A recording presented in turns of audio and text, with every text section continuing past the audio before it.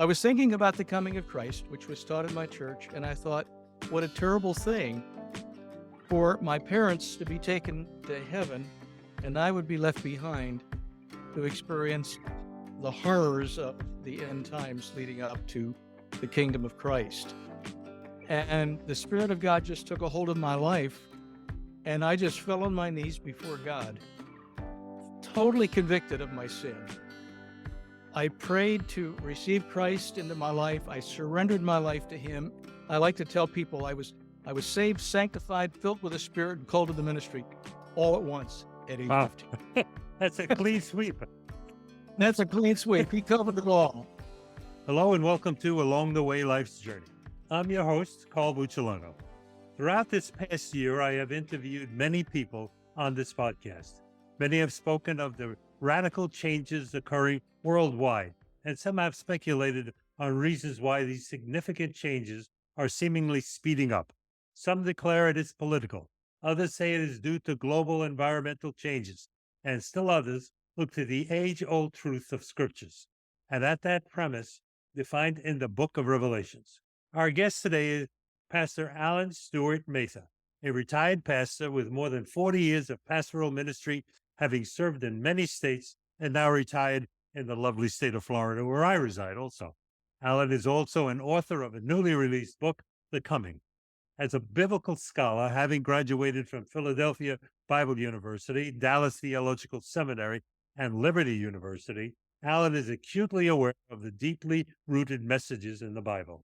He writes in the book, "This is about the future and the future of our planet and our individual lives."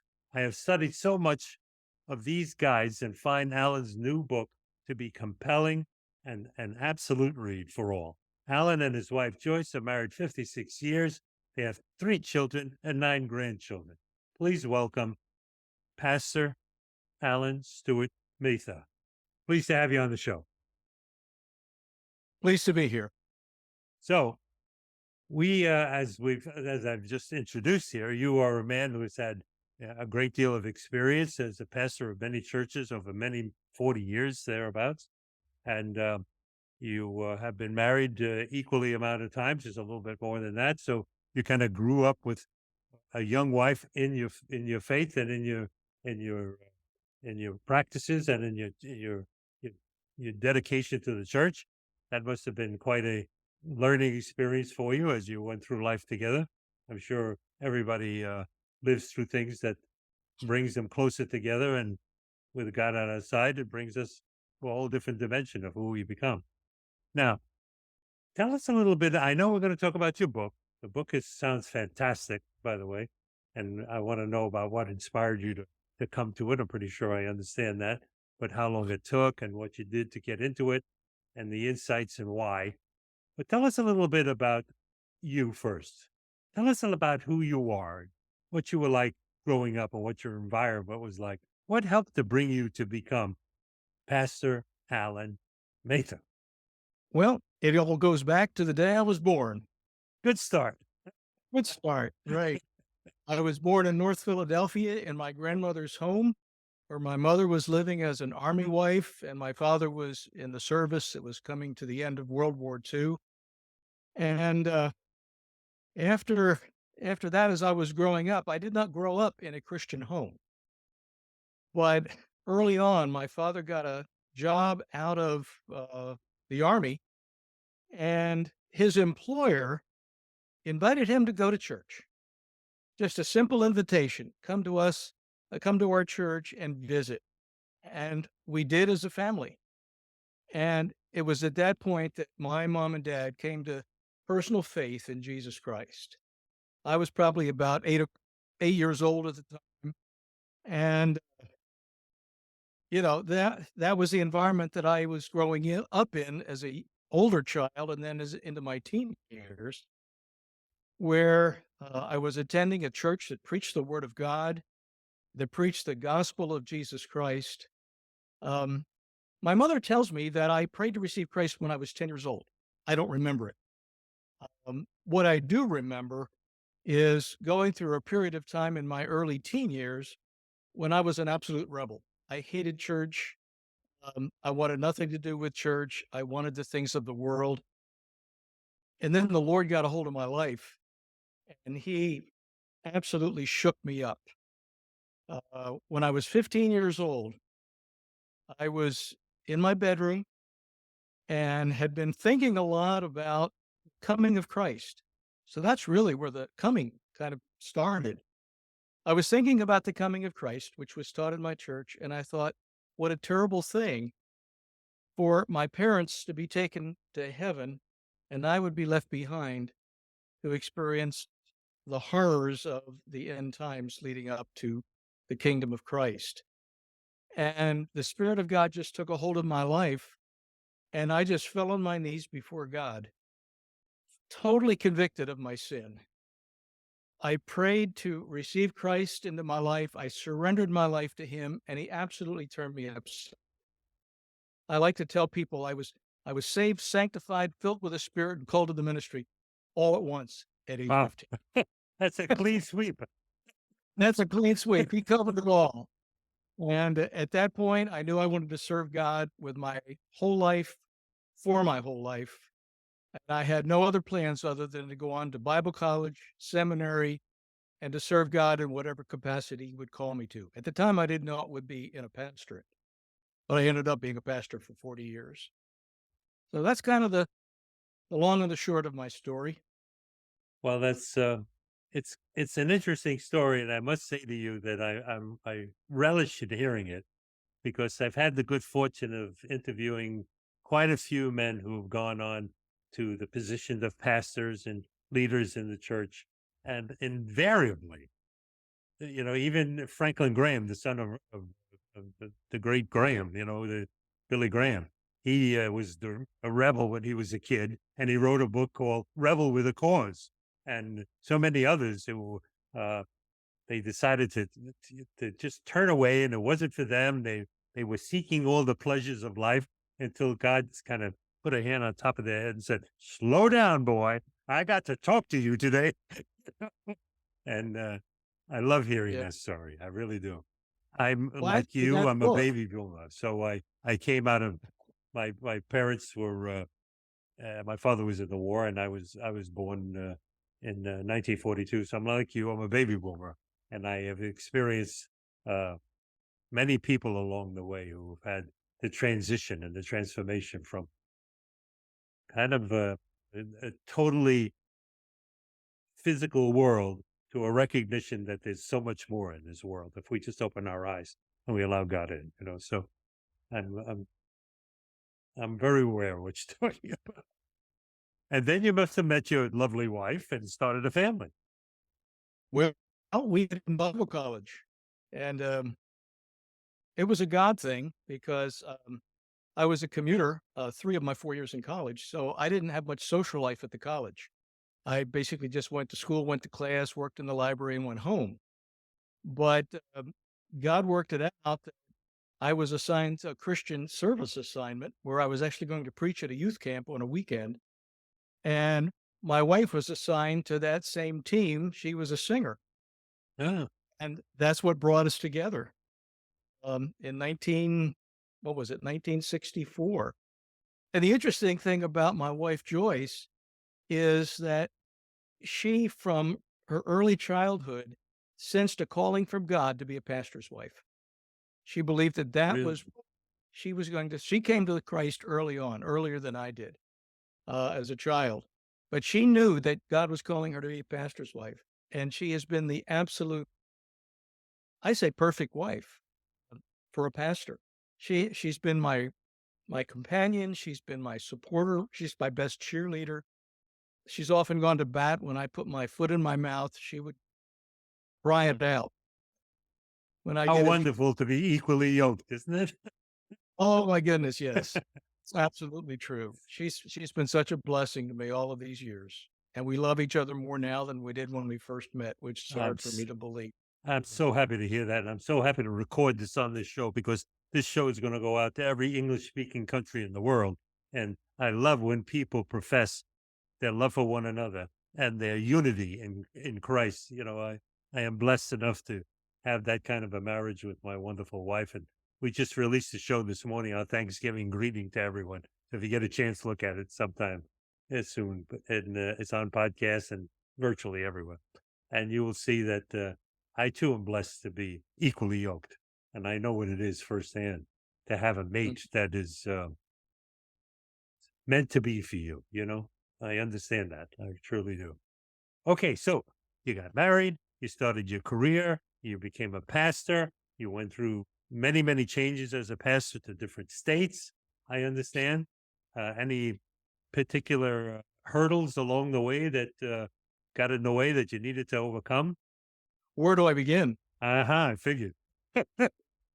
Well, anybody who has been a pastor knows that the church can be hazardous to your health at times, because you're dealing with so many people with so many opinions of how things should be done and not done.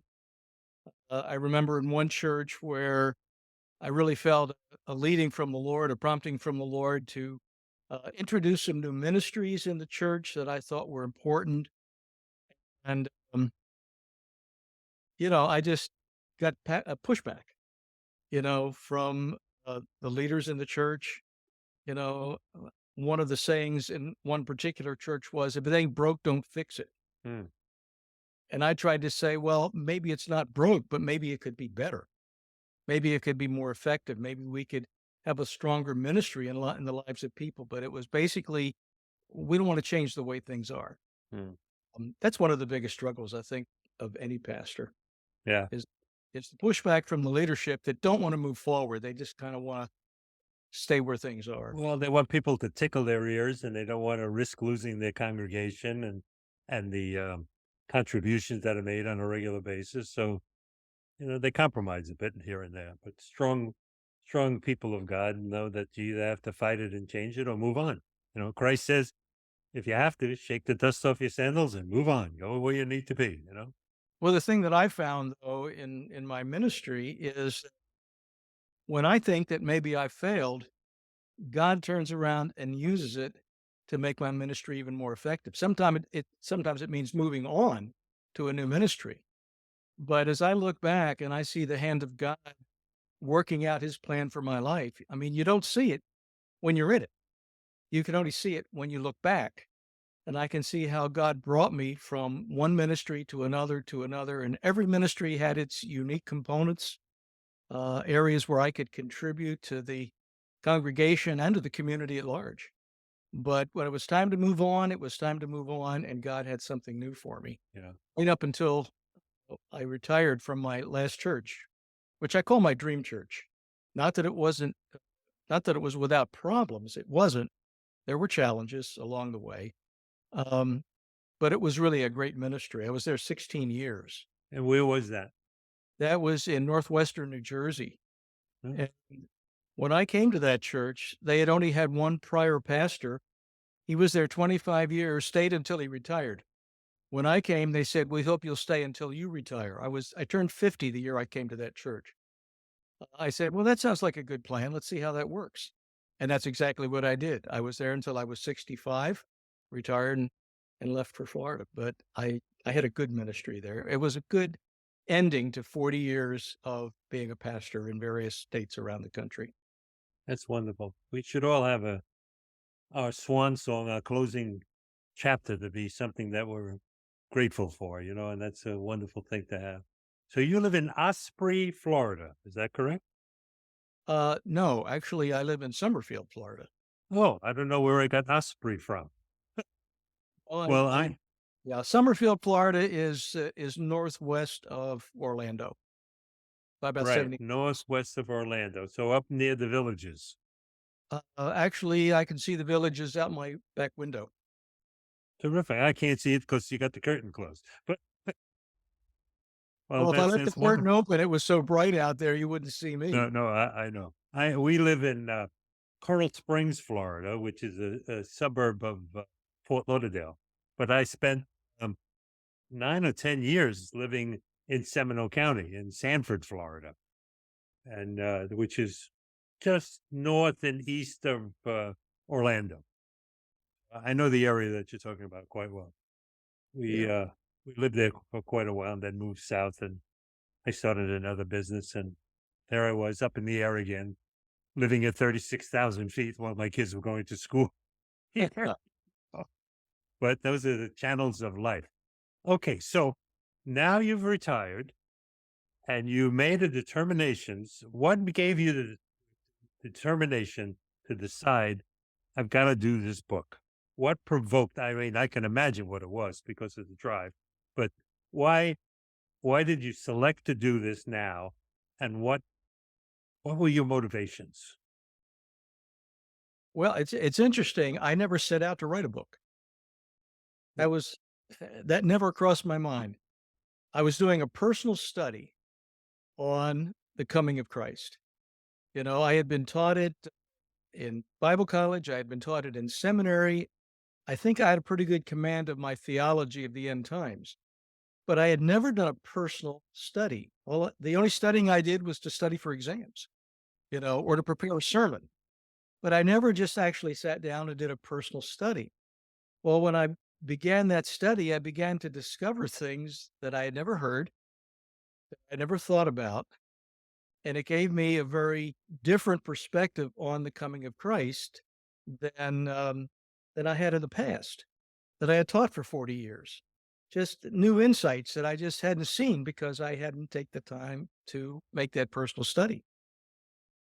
And then I shared it with some guys that I was meeting with on a Saturday morning and just told them about my study and some of the things I was learning. And I remember the one guy, his name's Keith. He said, "Allan, you've got to write a book." And I said, "Come on. I'm not a book writer." He says, "No, really, this is good stuff. You got to write a book." And I said, "Nah." Well, the more I thought about it, the Lord began to prompt me that, yeah, maybe he's right. And so it ended up becoming a book. I had done a lot of personal study up till that point, and then I picked up from that point and was focused on actually putting it into book form. Never done it before. My first book ever, probably my last. I don't know.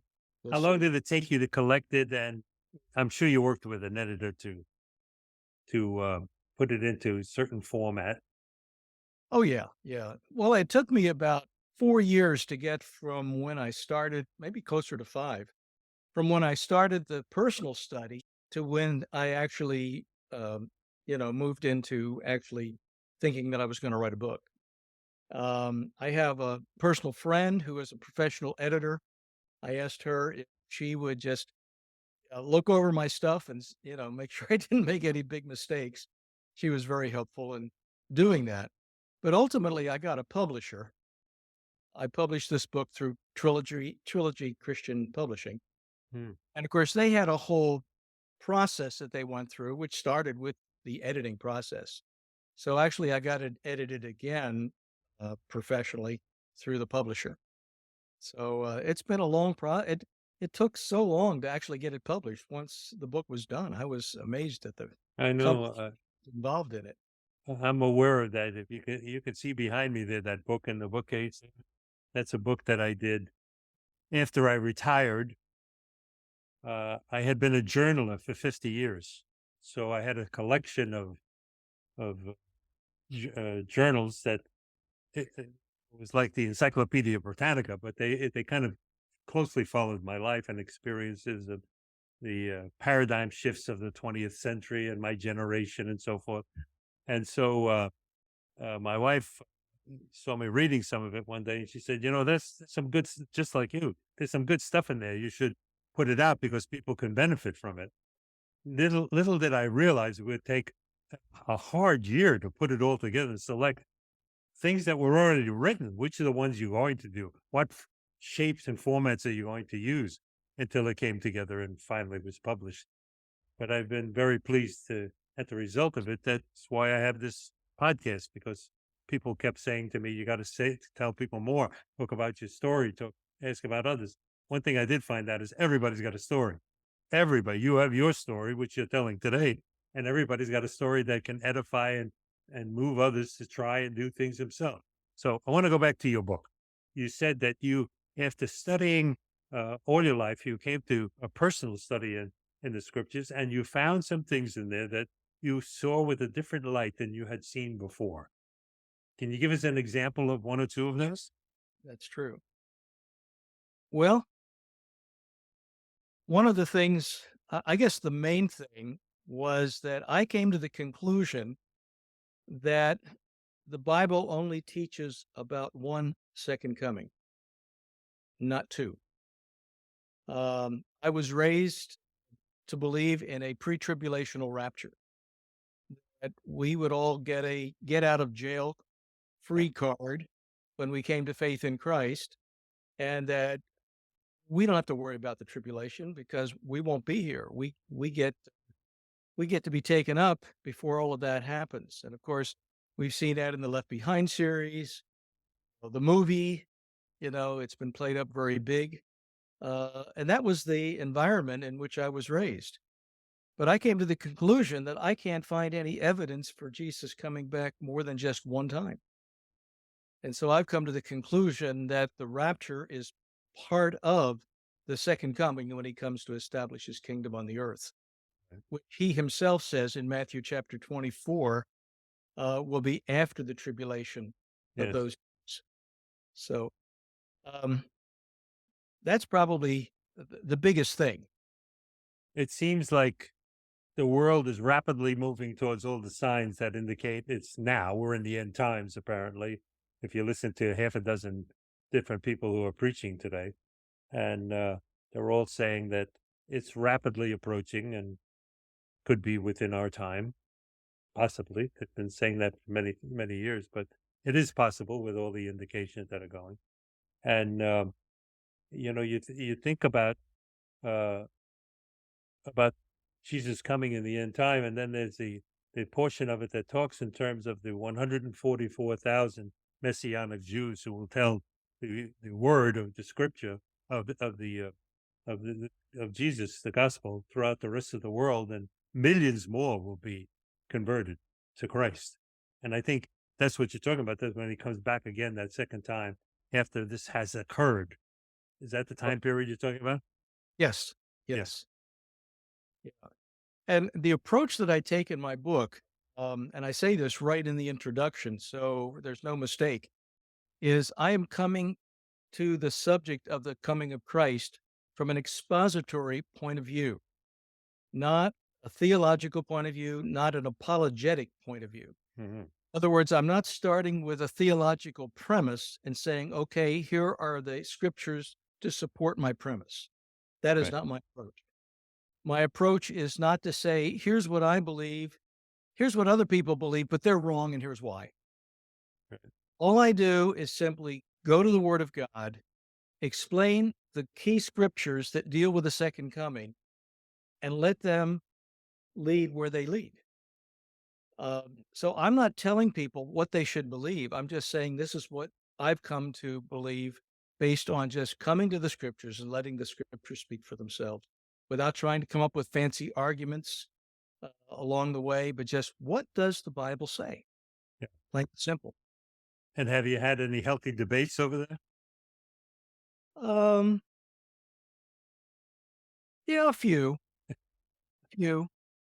but all in, all with a loving spirit, just Well, differences. In fact, I've well, got a number of people that I've had discussions with are rethinking their own views. It's forcing them to go back to the scriptures. They're saying, well, I, I can think of one individual in particular where she said, well, that can't be true because I don't want to have to go through the tribulation. That can't be true. And I said, well, I'm sorry to tell you, but I believe that the scriptures say that it is true. And we don't believe what we believe because that's what we want to believe. We believe what we believe because we believe that's what God says in yeah. his word, you know. But it's been interesting. Um, Joyce Myers has Joyce Myers, she's on oh all yeah. these TV things. She's got this thing that she's been saying for years. When people hear something that doesn't tickle their ears or doesn't satisfy their own particular determination on things, they go, "What about me? What about me? What about me?" And I could imagine people hearing for the first time they may have to go through a tribulation, which means they may have to face up and stand as Christians and face very difficult times, which we very well may have to do soon.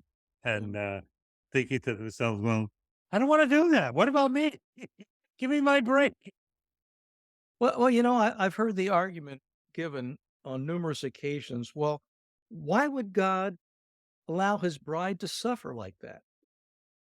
And my thinking is, well, first of all, Jesus said, if they persecuted me, they will persecute you. So Yeah. Jesus never gives us a get out of jail card for persecution, and then I say, well, you know what? What about his bride in Rwanda? What about his bride in China? What about his bride in other parts of the world? They're in the midst of their own personal tribulation right now. That's Why right. would God let them suffer? That's right. And the What about his bride for the generations of genocide that took place all over the globe? Oh, That's the absolutely, same thing. I agree with absolutely. you. We So that's not a valid argument. well, we live in an instant pudding world. We've been we come from you and I both. Our parents were probably the last great Tom Bocco wrote a book about that, calling them the last great generation. They knew what it was to sacrifice. They knew what it was to suffer. They went through the Depression. They went through an enormous world war, with millions of deaths on the globe. And afterwards, we started becoming a nation that aspired and attained so much. We became pampered. We became the kind of people that think, well, we don't have to struggle. We see it on the news and go, oh, how difficult. And we change the channel instead of recognizing that could be our life there. That could be us. But for the winning the gene pool, and being born here in the United States, we could be one of those people suffering in a turmoil in Southeast Asia. We don't think like that. We don't think that someday it's going to be our turn. We're going to have to face what we have to face, and Abs- we have to stand and take it, and we have to do it, willingly in the love of God, because He says, "If you're my people, you follow me." Well, if we follow Him, we follow His wounds as well. Right. Well, actually, the primary motivation in writing this book, uh, or to put it a different way, what I would hope to accomplish through the writing of this book is to prepare God's church for what's coming. Because so many people are thinking there's going to be an escape from the tribulation. So they're not going to be prepared for it when it comes, and it's a question of escape or endurance.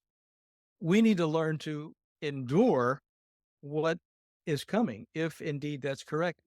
It's interesting, though. I often tell people, I'll say, this is what I've come to believe, but I hope I'm wrong. Yeah.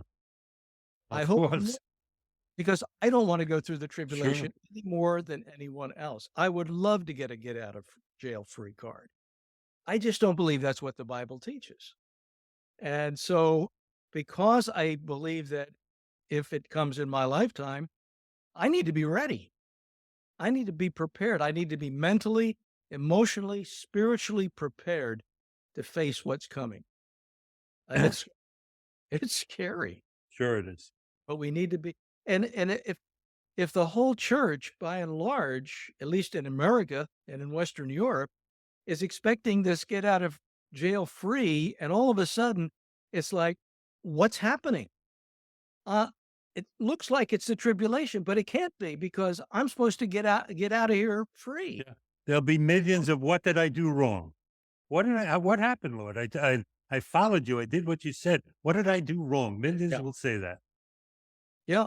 Well, actually, what's going to happen, and I'm sure you're aware of this, and many of our listeners are aware of this as well. But Jesus speaks about a great falling away Yes. during the years prior to his Yes. second coming. Uh, and it's called the apostasy. Now, an apostasy is a religious defection. These are not pagans that are No. involved in an apostasy. It's believers, or at least professed believers, that are involved in apostasy. And how many people in the church today have a profession of faith, but not the possession of faith? And they think they're good. they think they're okay, and they think they're going to get taken out and not have to deal with the tribulation. And all of a sudden, they find themselves in the middle of the tribulation, and they're going, "Don't get it. What happened? I was trusting God to deliver me, and He didn't fulfill His promise, or at least the promise that I thought I had." And And the next thing you know, they're falling into the great defection to follow the Antichrist. yeah, yeah.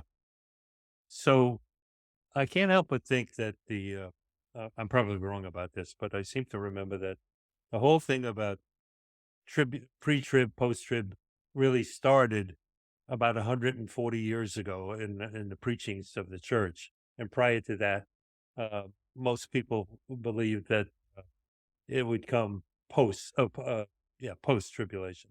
But pre-tribulation became something that became popular and taught about 130 years ago. And I think to myself, what were we as people like in those days? We had a much simpler life. When we had a faith, we had a strong dedication to that faith. It was clear who we were. We raised our children, and we lived around the concepts of what the teachings were, and the values of our faith and the history of our faith were. And now we live in a civilization and in a culture where we are spoiled by so many different things, and we are led to believe that multitudes of mistakes can be overlooked by just phrases and slogans and stupid hand gestures and things of that kind, rather than realizing that there are times you have to go down on your knees and accept your faith. You have to realize the depth of your wrong, and acknowledge it, and look for forgiveness for it. You have to be repentant. And I dare say, I know many lovely, lovely people that are in churches and are Christians and profess to be Christians, and they seem to miss that part of it. They seem to miss the churches seem to be uh, failing and teaching that you have to be responsible. You have to stand and take responsibility. I heard something the other day that to me was inconceivable. A pastor said from the pulpit before the election, he said there are 28 million evangelicals in the United States that don't vote and have never voted. To me, it's inconceivable to believe that you are a Christian believing in the following as a follower of Christ and not recognize your responsibility to the whole, to be seen, to be heard, to make your values and your Christian faith become part of the mainstream, because that's what this country was founded on in the first place. How can we extract ourselves from it? Well, what do I know? I'm just a retired old man who does a podcast every once in a while. The promise that Jesus gives, though, he says that many will fall away, but he also says the one who endures to the end will be saved. Yeah. And we need to be able to endure in the midst of what's going to happen. And honestly, I don't make any projections in my book. I don't even try to connect prophecies in the Old Testament with modern uh, occurrences, events. People will ask me, "What about the war in Ukraine? Is that prophetic?" And I'll say, "Well, it could be." But I've seen too many people get in trouble because they're trying to connect dots and they connect them wrongly, and Yeah. they end with egg on their face. Yeah. For So too I'm many for yeah, too many years, people said this is the time absolute, and it was wrong. And it did more harm to the believers than good, because they say, well, it's never going to happen, and they fall away. I mean, right now, there's all this attention being given to 5 colored heifers in Israel, that they have yeah. these 5 cows that are Well, going to become ashes. And so the rebuilding of the temple will take place. And then they somebody said, but if they have one gray hair, they're not correct, so you can't do it. well, they could be right, but I'm not making any projections. I just leave that up to my reader. I just Okay. lay out what the Bible says and let them connect their own dots. I mean, I personally believe that we may very well be in the birth pangs. that Jesus talks about in Matthew 24. I agree. There's no time frame for the birth pangs. Yeah. So if we're in the birth pangs, does that mean he's coming back next year? Maybe. Not necessarily. We don't know. Yeah. Don't know. But we need to be alert to what's going on. Yeah. We need to be trying to connect the dots, but we can't be dogmatic about it because we really don't know. I don't have the gift of prophecy, unfortunately. Yeah, but I think that if your wake-up call, and those of all the other preachers who were talking about end-time situations, if the end result is people like me and the millions like me recognize that we have to pay more attention to our own personal responsibilities and be more dedicated to what the following is about, then we have achieved something. Because preparation could be, as the Bible tells us, we know not the time of the hour. Could be tonight, for all we know. And for some of us, it will be tonight. It may not be the coming back of Christ, but our mortal lives will end, and that'll be that. So we all have to treat each day like it's the last day, and do what we're supposed to. That's right. If we're living a life that is surrendered to the lordship of Jesus Christ, if we're seeking to follow him with all of our heart, we don't really have anything to worry about. That's right. That's right. But it's easy, especially in America where it's so comfortable and we're so accustomed to being comfortable, to let that slide. And we won't be ready. Yeah. Time should come, while we're still living on the earth. Right. So I want to give you a few minutes to say to the folks anything you'd like to say. And I want to tell everyone that all of the pastor's contact information will be in the show notes. You don't have to worry about writing things down. How you can reach him will be in there. How you can find his book will be in there. And I encourage you to find the book, read the book, and follow through. Give him some comments, But please feel free to say anything you'd like for the next few minutes. Okay. Well, the book is on Amazon and Barnes & Noble, so you can buy it online. I welcome questions and comments. I indicate that in the book. I have a website. It's called amaitha-author.com. And, you can comment there. You can ask your questions, and I'll respond to you personally. Or you can email me at allanmaitha9@gmail.com, and I will respond. Because the reason I wrote the book is simply to educate people, and that means answering questions that they may have. So please take advantage of that. I would welcome it. Wonderful. Thank you very much. I thank you for being part of the show today. I have learned something from you. And ladies and gentlemen, I hope you enjoyed the show. I hope it was meaningful to you. It certainly was to me. The whole subject matter is deeply meaningful to me, and I hope it is to you as well. When we get into those quiet times of the day when we sit alone and we think in our minds, or we listen, open our hearts to that still small voice of God speaking to us, maybe we should be addressing these things more often than we do. And this is a wake-up call, as has been said here today. I encourage you, read your book, read the Bible, understand what it's about. And if you have questions, certainly reach out to your own pastor or anyone who is your guide. Or you now have an open invitation. He said, any questions, write me, call me. He's there to answer you. So I encourage you to do that. And I remind you, we have a new show every Wednesday morning where we bring forth guests, just like Allan, who I believe are inspirational and motivational and lead us to a different form of thinking. And I invite you, as viewers and listeners to the show, if you know anyone that you would like to recommend as a guest on the show, please feel free to submit their names and contact information. Even if it's yourself, tell us about your story. We'll review it. Who knows? You could be sitting here next to Allan, and I'll be on vacation. So the time will come when everyone gets a chance to be in here. So I leave you with the one message that I do every week. It's a simple message. Love one another. Give somebody a hug today and tell them you love them. Tell them they're important to you, because this world will soon put an end to us one way or the other. Anyway, have a great weekend, everyone. Thank you for tuning into the show. I hope that it resonated with you. It certainly did with me. and I hope it encouraged you to realize the true power of your story.